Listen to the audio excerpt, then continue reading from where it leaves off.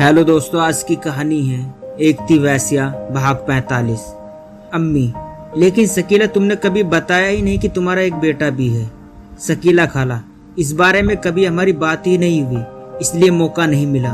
हाँ, लेकिन मैंने जिस दिन से नजमा को देखा था उस दिन से इसे अपनी बहू के रूप में स्वीकार कर लिया था। कुछ अब्बू और भाई के गुजर जाने की टेंशन में दिमाग खराब हो गया था, शायद इसलिए मैं भूल गई होंगी। अम्मी तो बुला लो अपने बेटे को, इसी बहाने मैं भी उससे मिल लूंगी। शकीला बाई, जी बाजी, क्यों नहीं, मैं भी फोन करके उसे बुला लेती हूँ। मुजफ्फरनगर से सहारनपुर की दूरी ही कितनी है, 2 घंटे लगेंगे उसे आने में। यह कहकर वह अपने पर्स से मोबाइल निकालकर अपने बेटे के पास फोन मिलाकर उसे मुजफ्फरनगर आने के लिए कहती है। शाम का वक्त था, मैं कपड़े सिलाई कर रही थी। बाहर कोई दरवाजा बजा रहा था। मैं दरवाजा खोलने के लिए आंगन में गई। मेरे दरवाजे तक पहुंचने से पहले शकीला खाला ने दरवाजा खोल दिया था। बाहर जो लड़का आया था वह शकीला खाला का लड़का काशिफ था। अम्मी ने उसके सर पर रखकर उसे बहुत प्यार किया। घर वालों की रजामंदी से मेरा काशिफ से रिश्ता तय हो गया। 1 महीने के बाद हमारी शादी तय हो गई। मुझे काशिफ बहुत प्यारा लगा था। मैं दिन रात सिलाई करती और काशिफ के बारे में सोचती रहती। आखिरकार वह दिन भी आ गया जिस दिन का मुझे बेसब्री से इंतजार था। आज मेरी शादी थी। शकीला खाला ने मुझे दुल्हन बनाकर तैयार किया। उस दिन मैं बहुत ज्यादा खूबसूरत लग रही थी। मैं बार बार आईने में अपनी शक्ल निहार रही थी। मेरी शादी खैरियत सिमट गई थी। मैं अपना मायका छोड़कर ससुराल में आ गई थी। मैं दुल्हन बनकर पलंग पर काशिफ का इंतजार कर रही थी। काशिफ शराब के नशे में धुत मेरे पास आया और मेरे साथ जानवरों जैसा व्यवहार करने लगा। उसने मेरे कपड़े फाड़ दिए और मेरे साथ जबरदस्ती संबंध बने। उसका यह रूप देखकर मैं बहुत डर गई थी। मैं सुबह उठकर नहा धोकर शकीला खाला के इधर उधर ढूंढने लगी। 10 बज गए थे, लेकिन शकीला खाला का कोई नामो निशान नहीं था। मैं मायूस होकर पलंग पर एक कोने में बैठ गई। तभी मुझे बाहर से शकीला खाला आती हुई नजर आई। मैं भागकर उनके गले लग गई और जोर जोर से रोने लगी। शकीला खाला, क्या बात है, नजमा क्यों रो रही है? मैंने शकीला खाला को जो काशिफ ने सारी रात मेरे साथ किया था सब कुछ बता दिया।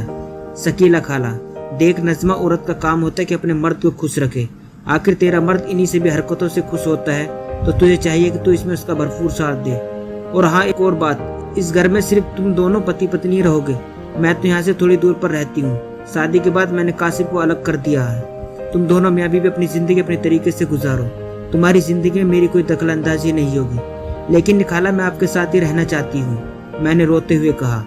शकीला खाला, तो पागल, मैं तेरे पास ही तो हूँ। पास वाली गली में मेरा घर है। दिन में तुझसे बार बार मिलने आती रहूंगी। मैं शकीला खाला की बातों पर अमल करके काशिफ का हर दर्द हर जुर्म चुपचाप सहती रही। फिर एक दिन मुझे पता चला कि काशिफ शकीला खाला का लड़का नहीं है। मैंने काशिफ से पूछा कि शकीला खाला आपकी कौन लगती है। इतना जरा सी बात पूछने काशिफ को अच्छा नहीं लगा। उसने शराब के नशे में मुझे बहुत ज्यादा पीटा। खुद ने तो मेरे साथ जबरदस्ती की ही और अपने दोस्त को मेरे ऊपर चढ़ा दिया। मुझ में अब मार खाने की ताकत नहीं थी। अब तो शकीला खाला ने भी मुझसे किनारा कर लिया था। जब से उन्हें पता चला था कि मुझे पता चल गया है कि शकीला खाला काशिफ की अम्मी नहीं है, तब से उन्होंने मेरा घर का झांकना भी जरूरी नहीं समझा। मेरी शादी को पूरे 1 साल हो गया था। इस 1 साल में न तो इन्होंने मुझे घर जाने दिया और न ही मेरी अम्मी से मुझे मिलने दिया। मेरी बूढ़ी माँ मेरी जुदाई बर्दाश्त न कर सकी तो वह मुझे ढूंढने के लिए सहारनपुर आ गई। वह मेरे फोटो कैसा है मेरी गली तक पहुंच गई। शकीला खाला का इस बात का पता चल गया। उन्होंने काशिफ से कहकर मेरी माँ का एक्सीडेंट करा दिया। मेरी बूढ़ी माँ गली में ही मर गई, लेकिन सुअरों ने फिर भी मुझे मेरी माँ से मिलने नहीं दिया। अब तो काशिफ ने मुझे एक तरह से वैसे ही बना दिया था। खुद भी मेरे से अपनी हवस मिटाता था और अपने दोस्तों को भी चलती नैया में डुबकी लगाता था।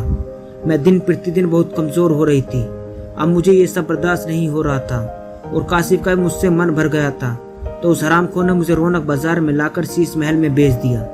उस दिन मुझे शकीला बाई की हकीकत का अंदाजा हुआ था कि वो एक वैश्या है और उन्होंने मुझे भी जबरदस्ती इस धंधे में उतारा।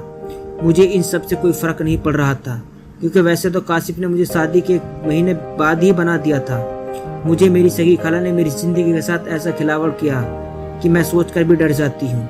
वो औरत मुझे अपने बेटी बोल बोल कर ये सब अत्याचार कराती रही और मैं अबला कभी सोहर की मार खाती तो कभी उसके दोस्तों का बिस्तर गर्म करती। बस मेरी जिंदगी में यही रह गया था। फिर वक्त के साथ मैं खुद को ढाल लिया और उस दिन आज तक मेरे दिल में इंतकाम की आग जल रही है। लेकिन मैं अकेली कुछ नहीं कर सकती थी।